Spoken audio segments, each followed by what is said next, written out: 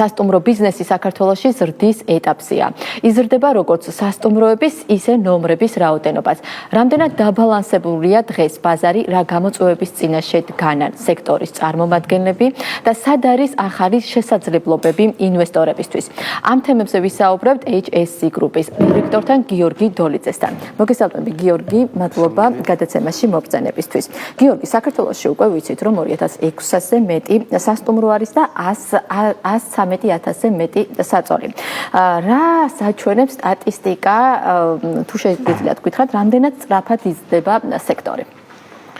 ნამდვილად საქართველოში ბოლო პერიოდში განსაკუთრებით გაიზარდა განთავსების ობიექტების რიცხვი, ისევე როგორც აპარტამენტების, ასევე ზოგადად სასტუმროების ნაწილში. ვფიქრობ, ძირითადი დატვირთვა ჯერჯერობით მოდის საქართველოს ორ დიდ, ესე ვთქვათ, ძირითად ქალაქზე, როგორიცაა თბილისი და ბათუმი, სადაც არის ძირითადად განთავსებული საშუალო და მაღალი კლასის ობიექტები, მათ შორის ძალიან ბევრი ბრენდული ობიექტი შემოგვიერთდა საქართველოში, რაც ძალიან გასახარია და წლიდან წლამდე ასევე იზრდება ბრენდული სასტუმროების რიცხვი.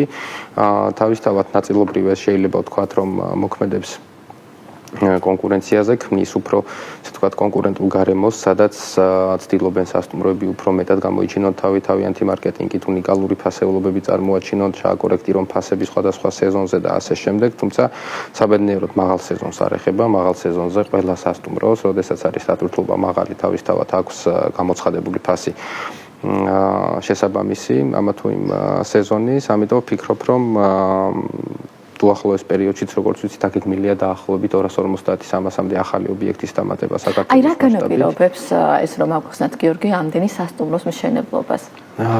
სასტუმროს მშენებლობას განაპირობებს პირველ რიგში ტურისტების რაოდენობის და ინვესტიციები თუ სხვა რა ფაქტორები არის? ქვეყნის ბრენდინგი, როგორც ერთ-ერთი საუკეთესო მიმართულება რეგიონში, სადაც შეიძლება რომ ინვესტორმა ჩადოს თანხები სხვადასხვა მიმართულებით და ერთ-ერთი ამოსავალი წერტილი არის სწორედ ტურიზმის მიმართულება, გამომდინარე იქედან, რომ ტურიზმი ქმნის საქართველოს ეკონომიკის ერთ-ერთ ძალიან დიდ წილს, შესაბამისად ამას ხედავს როგორც ადგილობრივი, ისე საერთაშორისო ბაზრიდან წამოსული ინვესტორები, ხედავენ თუ რამდენად არის გაზრდილი საქართველოს მიმართულებით წლიდან წლამდე ტურისტული ნაკადების რიცხვი, თუ რამდენი საერთაშორისო ფრენა გვემატება წლიდან წლამდე საქართველოში და რამდენად დიდი პოტენციალი აქვს, რომ კიდევ უფრო მეტად გახდეს ჩვენი ქვეყანა პოპულარული რეგიონში, ინარჩუნებს ერთ-ერთ მშვიდ და უსაფრთხო მიმართულებას, ამავდროულად კლიმატის პირობებიც ხელს გვიწყობს იმაში, რომ მაღალ სეზონზე ზაფხულის პირობებშიც კი კომფორტულად უზრუნველყოთ ადამიანების მასპინძლობა. აი, გიორგი, რამდენად დღეს პოპულარულია და რამდენად სარგებლის მომცემი არის დღეს სასტუმრო სექტორის არსებობა როგორც ბიზნესი?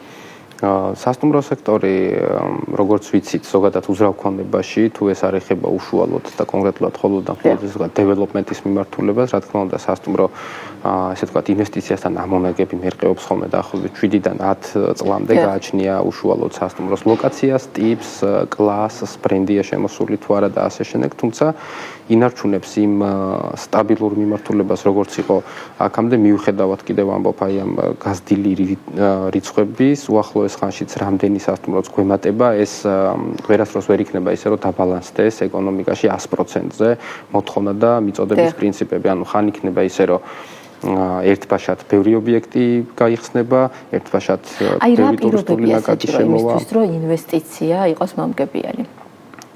ინვესტიცია რო იყოს მომგებიანი, ამისთვის საჭირო არის პირველ რიგში იმ ქვეყნის სტაბილურობა და სწორი განვითარება ეკონომიკურად რეგიონში, სადაც იდება ესა თუ ის ინვესტიცია. შემდგომ სასტუმროს მიმართულებით აუცილებელია, რომ სწორად იყოს შერჩეული ლოკაცია, სწორად იყოს ლოკაციის მიხედვით შერჩეული სასტუმროს კონცეფცია, ოთახების რაოდენობა, ზოგადად მოცულობა, ამა თუ იმ შენობაში სხვადასხვა გასართობის სივრცეების, აუთლეტების, რესტორნების, საკონფერენციო დარბაზების მოთხოვნა მიწოდების პრინციპებთან შესაბამისობა, თუ ჩვენ ვაშენებთ მთაში ობიექტს უნდა იყოს მთის, ესე ვთქვათ, სტილსა და მოთხოვნებზე მორგებული, თუ ეს არის city hotel-ი და არის ქალაქის ცენტრში, უფრო სხვა ტიპის ოთახის ზომა და სხვა ტიპის გასართობი ობიექტებია საჭირო და ასე შემდეგ. ამიტომ ძალიან მნიშვნელოვანია, რასაც ყოველთვის განვიხილავთ ხოლმე ინვესტორებთან ერთად, რომ სანამ დაიწყებენ, ჩვენთვის იდეალური სცენარი, როგორც მენეჯმენტ და საკონსულტაციო კომპანიისთვის, სასტუმროს ბიზნესში არის ვიყოთ ჩართულები მანამ, სანამ დაიწყება მიწის სამუშაოები, ან თუ არის შენობა გადასაკეთებელი, აი ნოლიდანვე რო კონცეფციის დონეზე შევძლოთ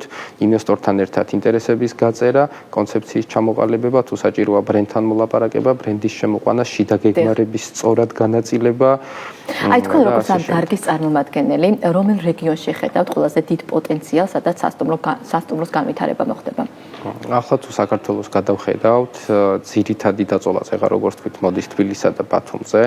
არის გარკვეული რეგიონებიც განვითარებული, მაგრამ ჩემი აზრით ყველაზე ნაკლებად ჯერჯერობით სადაც არის სასტუმრო ინფრასტრუქტურა განვითარებული, ეს არის რაჭის მიმართულება, იმიტომ რომ რაჭაში ჯერჯერობით არ გვაქვს მაღალი კლასის ბრენდული ან მაღალი კლასის არაბრენდული ობიექტი. ჩვენ ვიცით, რომ ამა თუ იმ რეგიონის სხვა ყველა დადებით ნიშანწყლებთან ერთად და სხვა ყველა ინფრასტრუქტურულ პროექტებთან ერთად მთავარი ერთ-ერთი ამოსავალი წერტილი არის განთავსების ობიექტი. ამის ნათელი მაგალითი ჩვენ ვნახეთ ყაზბეგის მიმართულებაზე, სადაც ერთ-ერთმა ობიექტმა განავითარა, რომელიც არ იყო ბრენდული, თუმცა მუშაობდა სრული ბრენდული სტანდარტებით და სულისკვეთებით, რომელმაც წამოწია რეგიონი. ფიქრობ, რაჭასაც სჭირდება მსგავსი პირველი, ასე ვთქვათ, მერცხლები და დიდი мотиваცია, სადაც მოხდება ადამიანების მოზიდვა და ადამიანი რო ჩავა კითხვაზე თუ რა გააკეთოს და რით გაერთოს, აი ეს პირველი ობიექტი გასცემს პასუხს, რასაც მე მოყვება უკვე სხვა დამატებით,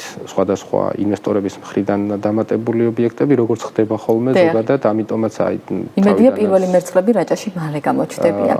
გიორგი, მინდა გითხოთ, რა ძირითადი გამოწვევების წინაშე დგანან სასტუმროს მფლობელები? ეს შეიძლება იყოს თუნდაც კადრები, ხარჯების და სეზონურობა, თუ რა გამოწვევები არსებობს დღეს?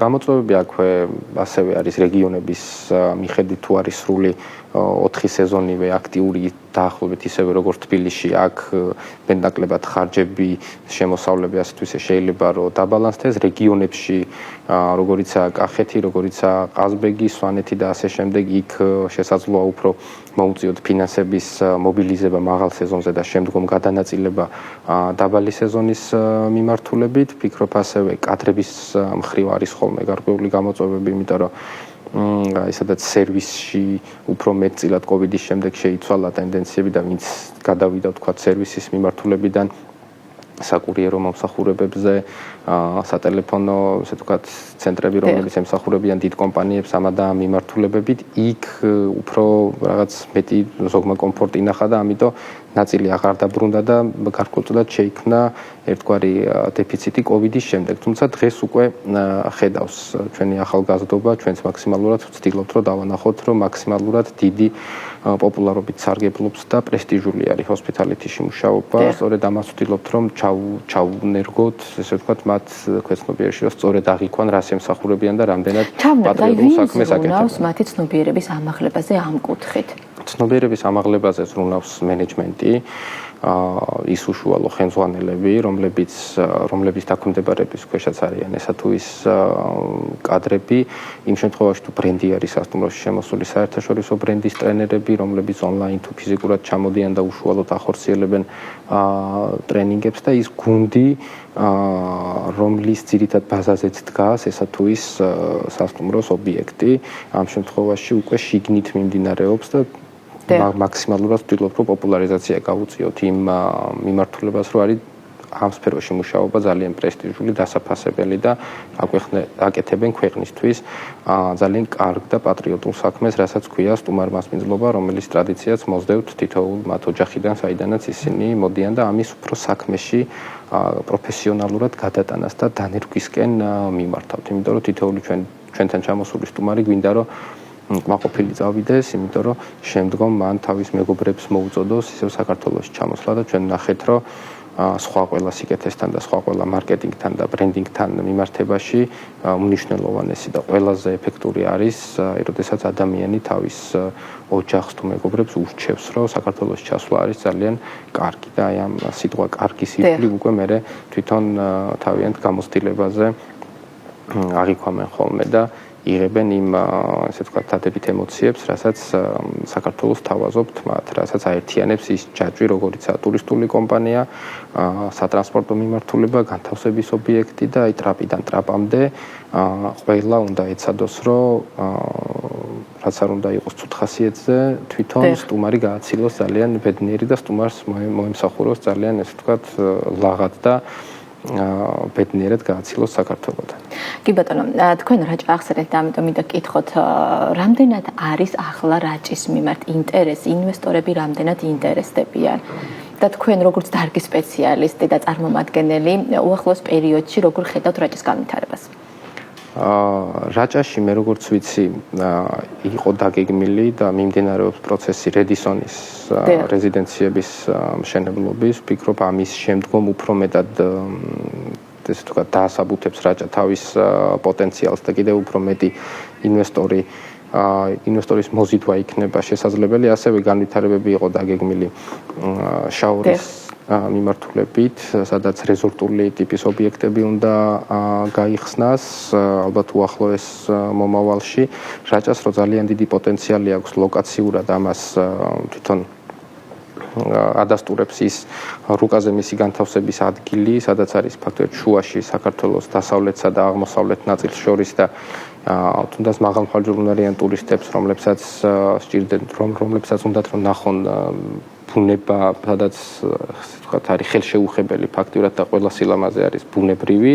ვფიქრობ, თბილისიდან 2 საათნახევარში 3 საათში რომ არის ხელმისაწვდომი, კარგი გზით, სჭირდება კარგი ინფრასტრუქტურა და კარგი განთავსების ობიექტი და ნუ აქამდე ალბათ აი პირველი მერცხალი რაც წეღან ვახსენეთ იყო რომ გარისკვა არ გარისკა ჯერჯერობით არავინ რომ გაეკეთებინა და გაიხსნა ესე ვთქვათ მაღალი კლასის კატეგორიის ობიექტი, თუმცა რედისონის შესახებ რას თქვით, ალბათ უახლოეს პერიოდში უნდა გაიხსნას და აი ამის მერე ვფიქრობ უფრო მეტი მიზიდულობის ცენტრები გაჩნდება, ამასთან ერთად ძალიან ბევრი გასართობი მიმართულება უნდა გააქტიურდეს და ასე შემდეგ, რომ შეიქმნას ერთგვარი. კი ბატონო, ძალიან დიდი მადლობა HSC გრუპის დირექტორი გიორგი დოლიძე იყო ბიზნეს პოსტის სტუმარი.